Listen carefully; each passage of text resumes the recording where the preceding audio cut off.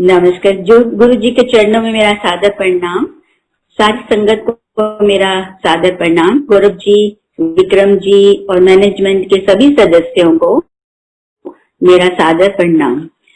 मैं गुरु जी का सत्संग बहुत ही दिनों से करना चाहती थी और गुरु जी ने मुझे हरजीत आंटी और ब्रिगेडियर अलग अंकल के माध्यम से बताया कि गुरु जी का सत्संग जूम प्लेटफॉर्म पर हर रोज रात 9:45 पर होता है और उन्होंने मेरे को लिंक भी भेजा।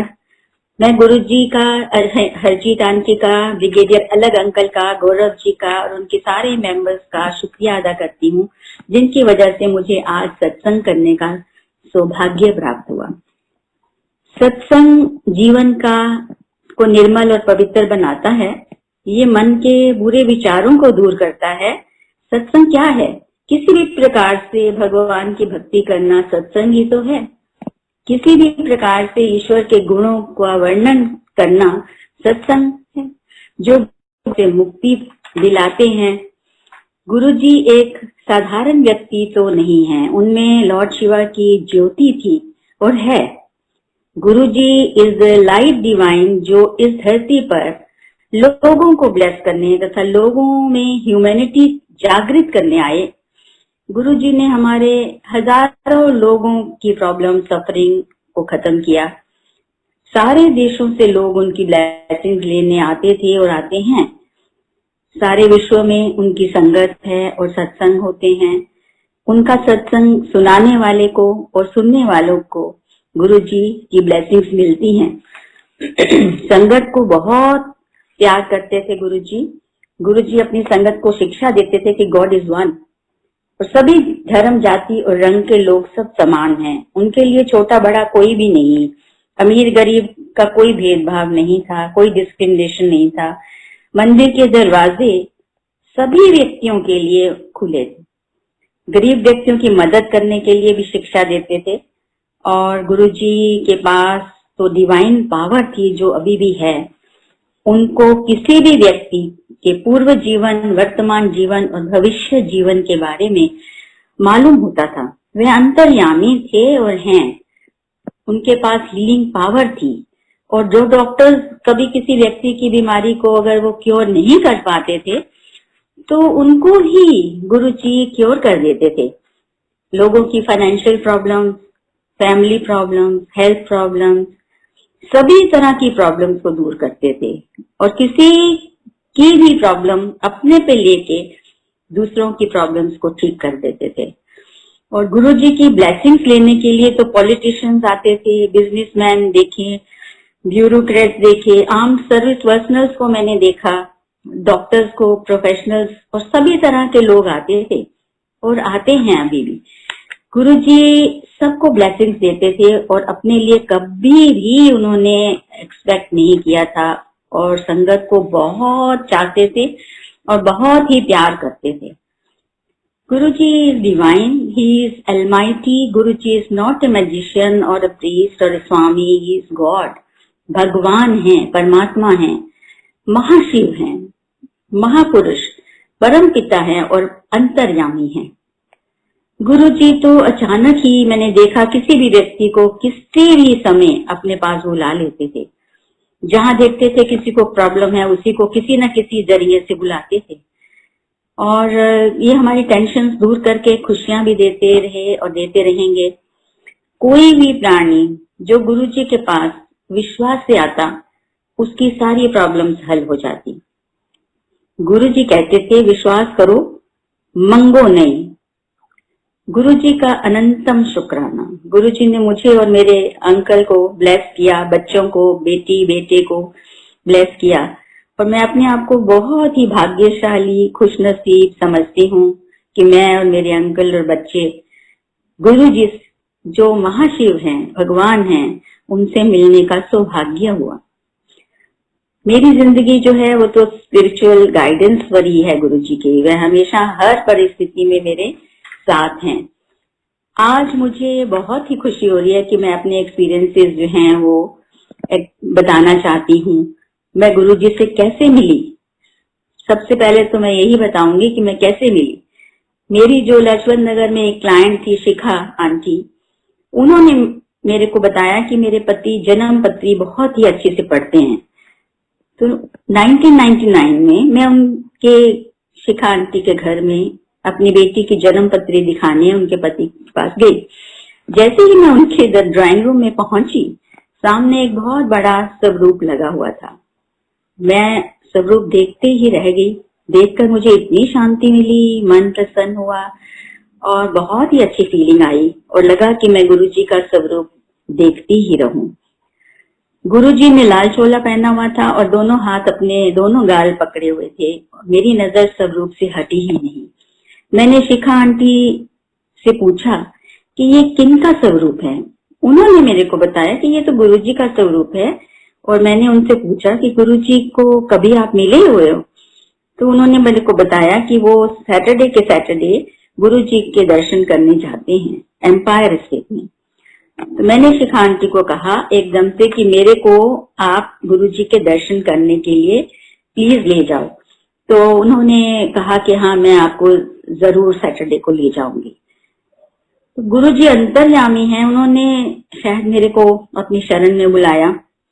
और शिखा आंटी जो है वो तो मेरे को गुरुजी के दर्शन करने के लिए एम्पायर स्टेट लेकर गई और गुरुजी से मिलवाया। मैंने गुरुजी के चरणों में शीर झुकाकर माथा टेका और मैं बैठ गई। वहां पर बहुत संगत बैठी हुई थी और चुपचाप शब्द सुन रही थी। कोई भी एक दूसरे से मैंने देखा बात नहीं कर रहा। जल प्रसाद लिया, चाय प्रसाद लिया और फिर कुछ ही देर में लंगर प्रसाद खाया, जो कि बहुत ही स्वादिष्ट था। घर में ऐसा नहीं बनता। मैंने बहुत कोशिश करी, सब्जी, दाल, रोटी, चटनी, मिठाई और फिर चटनी में तो बहुत ही मिर्ची होती थी। वहां पर मालूम पड़ा कि जो लंगर प्रसाद वहां पर खाएगा वो तो दवा है और जो घर लेकर जाके खाएगा वो तो मिठाई होगी। तो लंगर प्रसाद इतना अच्छा था और वहां तो गुरुजी के पास इतनी खुशबू आ रही थी कि गुरुजी को देखकर लगा कि गुरुजी को देखते ही रहे। उनसे तो नजर भी नहीं हट रही थी। और मैं शनिवार को बहुत कोशिश करती थी कि मैं जाऊं और वहां पे उनके दर्शन करूं। और हर बार लंगर प्रसाद खाते थे, बहुत अच्छा लगता था। और गुरुजी ने एक दिन मेरे को अपने पास बुलाया और कहा, कैसे देखो हर वेले जय गुरुजी जय गुरुजी जय गुरुजी नहीं करी दांदा। मैं हैरान हो गई। मैंने कहा ये इनको कैसे पता चला गुरुजी को कि मैं उनको हर वक्त ही याद करती हूँ। उस समय कुछ समझ में नहीं आया, कुछ समझ भी नहीं पाए।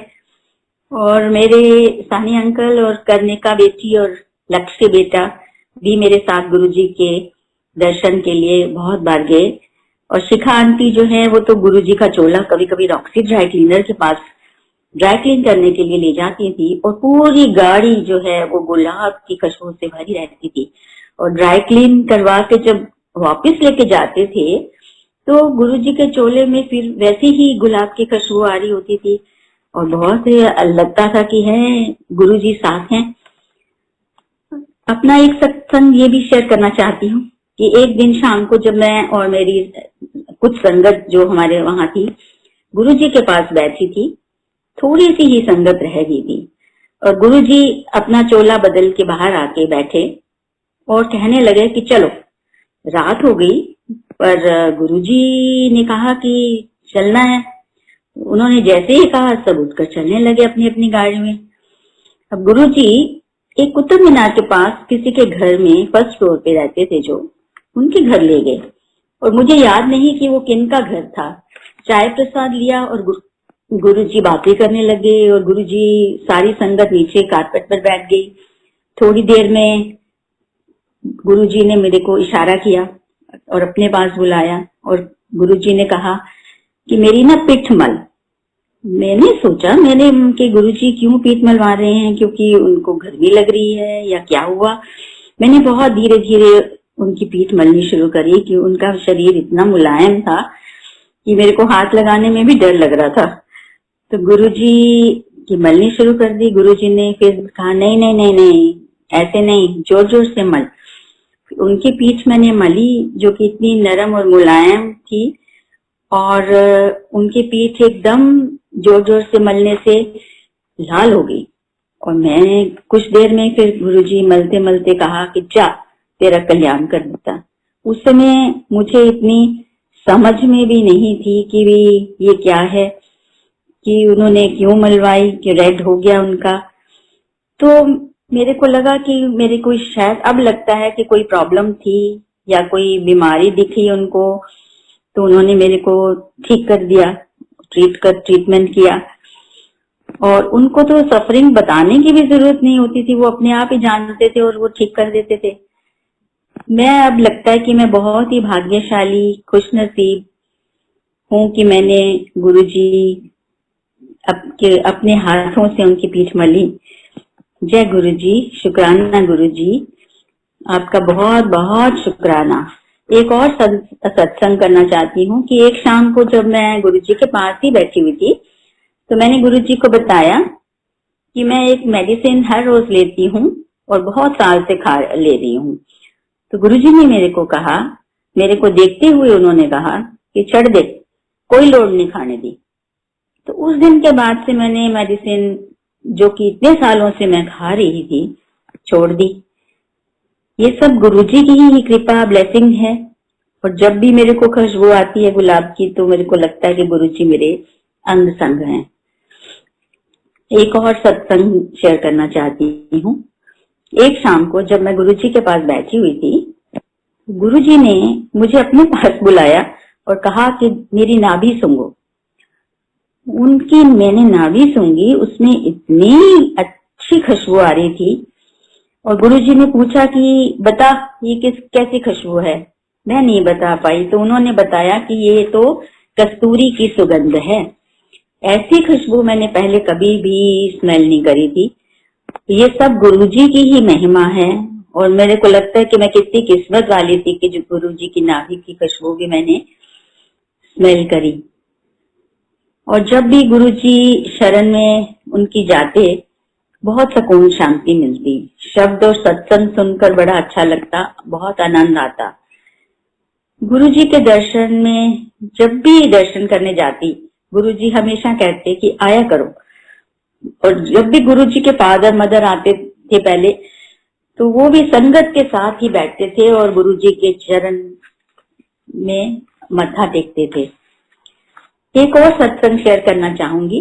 गुरुजी ने एक लेडी को, जो कि चल भी नहीं पाती थी, वो ना मिनिस्टर की पत्नी थी, मैं उनका नाम लेना नहीं चाहती हूँ, उनको पकड़ पकड़ के लाया जाता था, वो चल भी नहीं पाती थी।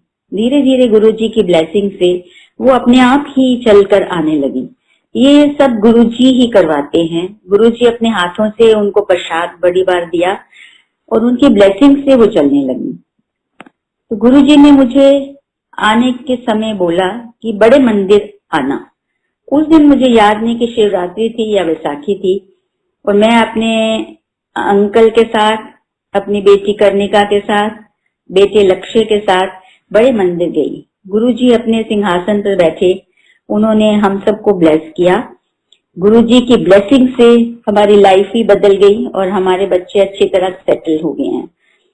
बड़े मंदिर में इतने सेवादार थे और लाखों लोग थे, अंकल आंटी लाइनों में लगे हुए थे, और इतने लोगों को चाय प्रसाद, लंगर प्रसाद, मुझे अभी भी हैरानगी लगती है कि इतना सब कैसे होता, कभी खत्म नहीं होता, और इतने लोग सबको पूरा होता है प्रसाद वगैरह। ये सब गुरुजी की ही मेहरबानी। एक और सत्संग सुनाती हूँ। मुझे हल्का सा याद है कि गुरुजी ने एक शाम बात करते हुए मेरे को बताया कि एक प्रलय आएगी और बहुत लोग दुनिया में खत्म हो जाएंगे, अपनी संगत को कुछ नहीं होगा। शायद गुरुजी ये कोरोना के ही बारे में कह रहे थे। गुरुजी ने बहुत संगत की बीमारियां दूर करी। एक संगत को कहा कि 10 डॉक्टर फेल कर देते, जाके एग्जामिन करा ले, कुछ नहीं निकलेगा। फैमिली प्रॉब्लम ठीक कर दी, कैंसर पेशेंट्स का कल्याण किया, संगत को हर प्रकार की प्रॉब्लम्स को ठीक किया। एक मेंबर को ब्लेस करते थे तो सारी फैमिली ही ब्लेस होती थी। और 31 मई 2007 गुरुजी ने बड़ी जल्दी समाधि ले ली। गुरुजी की मर्जी से ही वहां जाना होता है। और हरजीत आंटी से पता चला कि 30 सेक्टर में नोएडा में प्रभा लंबा आंटी और अंकल के यहाँ हर महीने सत्संग होता है। उस साल मैं तकरीबन हर महीने उनके घर सत्संग में जाती थी। शब्द और भजन सुनकर बहुत ही आनंद आता। आजकल तो कोरोना की वजह से सत्संग नहीं हो रहा और गुरुजी ने हमारे घर भी सत्संग करने की अनुमति दी और मीनाक्षी आंटी और मिस्टर तुल्ली ने मेरे घर पे सत्संग करवाने में बहुत मदद करी। ये सब गुरुजी ही करवाते हैं। एक सत्संग और शेयर करना चाहती हूँ कि एक रात गुरुजी मेरे सपने में आए और मेरी मम्मी के घर पर आए और पास में बैठे। थोड़ी देर बैठने के बाद फिर उठकर जाने लगे, तो कहने लगे कि मुझे और भी कहीं जाना है। मैंने उनका हाथ पकड़ लिया। उनका हाथ बहुत ही नरम था।